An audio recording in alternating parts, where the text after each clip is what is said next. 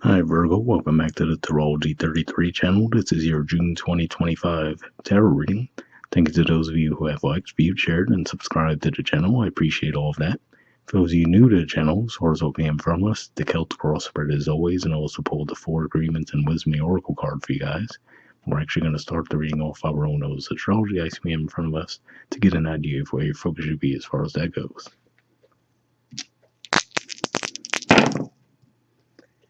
Alright, we have Venus. So, Venus is currently in Aries, which is your eighth house of death, rebirth, intimacy, and investments. It's going to be moving into Taurus, which is your ninth house of philosophy, higher learning, and foreign affairs. It's going to be doing that right around the end of the first week of June. We have Aries. So basically, when I just mentioned the Venus transit, we talked about how that's eighth house energy for you guys and what that is. We also have Chiron there. It's been there for quite some time. Neptune recently moved in there. We're about to have Saturn move in there, so plenty of energy going on through your eighth house. Trying to think if there's anything else going on there too. Yeah, I think that's it, but obviously that's still plenty, to be fair. But yeah. And, well, yet again, we see 8. So yeah, just on repeat here, but obviously that's Aries energy yet again. So definitely some significance to that area of your lives this month. So we'll keep that in mind as we go through the main spread. All right. In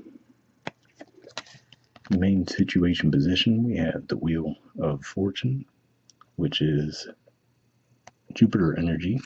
And challenging that, we have the King of Swords, which is actually Aquarius energy. So the first thing that comes to mind seeing these two cards together to me says that there could be positive opportunities and positive momentum coming your way right now, but the challenge could be you might just be approaching things with a little bit too much rigidity. So that could actually be causing a blockage to these opportunities coming your way. Now, I do have to say, if that's the case, it could be as simple as, given that even though this is technically an Aquarius energy, it's a fellow air sign, so as it moves out of Gemini, which is what I meant by the fellow air sign, it moves into Cancer, which is a more supportive energy for you guys as Earth energies. That could be saying that, yeah, maybe you'll start to see those clouds clear up at that point. So something to keep in mind there. All right, in the foundation position, we have the Knight of Cups. So this is actually Pisces energy, which is your seventh house of relationships, contracts.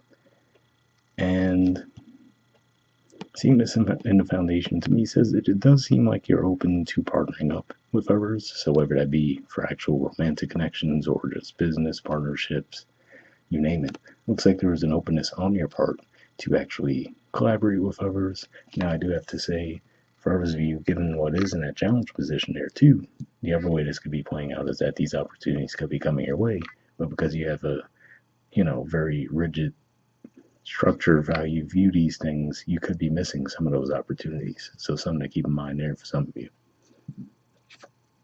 In the past position, we have the Lovers. So this is actually the major arcana card for Gemini. So yeah, so to see this in the past position, and given that the King of Swords is pointing right to that, to me this does actually make it seem a little bit more likely that this could just be saying that you might not really feel the effects of the Wheel of Fortune as it wraps up its transit through Gemini. But when it does arrive into Cancer, like I said, which is a more supportive energy for you as an Earth energy, then you might actually start to see more of that forward momentum. In the present position, we have the Five of Wands. So this is Leo energy here, and really this is for you guys the 12th house energy. So this could just be saying that maybe this is what's going on, right? Maybe there's a lot of conflicting thoughts in your own minds, right? That maybe that's where the difficulty is coming in, and that's why you've lacked the ability to see some positive momentum coming your way because you've just been so caught up in your own minds. For others, you just could also just be something you're seeing externally, right? So maybe the environment you're in is a little bit hectic and chaotic, and that could be what's causing the blockages for you.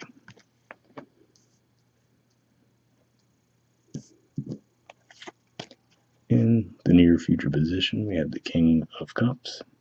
So yeah, so for some of you, this could just be saying that ultimately you might just be feeling a little bit isolated, or you will be in the near future, right? Maybe you just be feeling like keeping your thoughts to yourselves, right? Which is understandable. Like I said, if you're in an environment where it's a little bit chaotic and messy, right? Especially for Virgo, be like, yeah, you know what? Let me just withdraw from that and do my own thing. But yeah, it looks like there is this energy that you be in for a bit in the near future as you feel a little bit isolated, right? Maybe you might feel like you're the only one who's seeing things a certain way and you can't get agreement with those around you. So maybe that's causing a little bit of friction for you there. But that's what I see with that.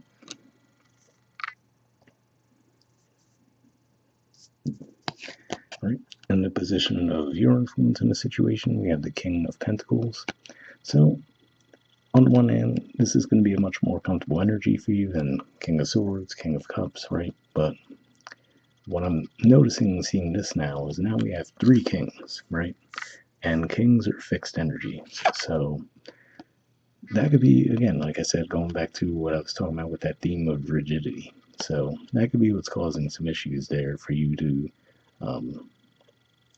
end up collaborating with others, right? So even if we look at that cup energy here, right, the Knight of Cups moving right toward the King of Pentacles, could just be saying that there's one of those things where you just might have a bit of tunnel vision right now.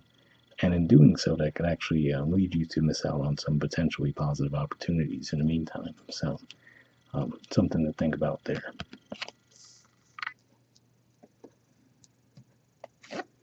In the environment position, we have the Sun. So I'm getting a twofold message with this one. For some of you, I feel like this is saying the universe is kind of nudging you to take a lighter approach to things this month, right? I mean, those king energies probably aren't going to be viewed as the types who would take very light approaches to things, right? But if you even look at this card back in the position of the spread, looks like the King of Cups is looking right at that, right? So maybe it's saying on an emotional level, there really is this part of you that does long to be able to embrace that energy, right? But, maybe if you have too many responsibilities to do something like that, right? I can't really cut loose. I have this image I have to maintain. I have, my career, whatever the case may be. Things that you might feel are keeping from letting you fully cut loose. But I feel like this is saying with this in the environment, you're actually being called to try to do so this month, at least to an extent. Right. In the hopes or fears position, we have the Six of Cups. So yeah, I'm going to assume this is a hope for a lot of you, and it goes to what we were just talking about with the Sun, right? Like I said, I feel like there is this part of you that wants to embrace a lighter, more playful energy, right? But again, you might just feel like there's something blocking you from doing so, whether it's your own thoughts, or like I said, if there is just a chaotic, messy environment that makes it hard for you to let your guard down, looks like that's what's at play there.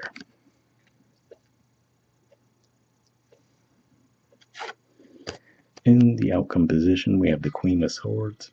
So finally stepping away from the King energies, which are fixed, to a Cardinal energy here, which is more action-oriented, but is Libra Cardinal energy, right? So I feel like this is saying that you will find a way to let your guards down a little bit more, be more open, but still do it in a very structured way that's not, overly risky for you, right? So like, okay, gonna let go of the rigidity a little bit, but still, be more open, be more receptive, yes, but still hold back a little bit just to make sure things don't go too out of whack. All right, and at the bottom of the deck, we have the Three of Pentacles. So yeah, so I feel like this is saying energetically, you're just going to feel like there's something nudging you toward a more collaborative environment this month. And I mean, like we said, to be fair, that Five of Wands doesn't look like a very conducive, conductive environment for collaboration, but maybe that's going to just nudge you forward into a new environment. But either way, I feel like there is some underlying theme nudging you toward collaboration. And given that is Capricorn energy, you might not really feel like you're fully able to step into that until we get closer to that full moon in Capricorn, which will be in July. But I feel like you'll start to feel that stirring up this month. All right, from the Four Agreements deck, we have Be Impeccable with your word and Seek to know the truth.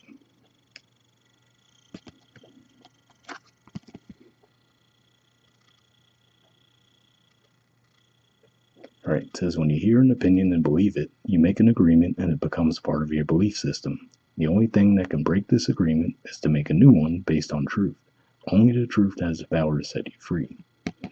Interesting message there, right? Because with that King of Swords, I was talking about some rigidity that might actually be blocking some positive momentum and opportunities coming your way. So for some of you, maybe that is like a long-held belief that you've had, right? And it might not play out in your reality, right? Which would make you think, oh, well, maybe this belief isn't right after all. But for whatever reason, there could be like a bit of a sentimental attachment to that belief that has led to you holding on to it for longer than maybe you should have. And if you just let go of the rigidity around it a little bit and look around, you might actually see, okay, yeah, actually this doesn't fit, and there's something that fits my life better now. From the Wisdom Oracle, we have Not For You. There's the artwork, and the number is 6. So we'll see what this has to say.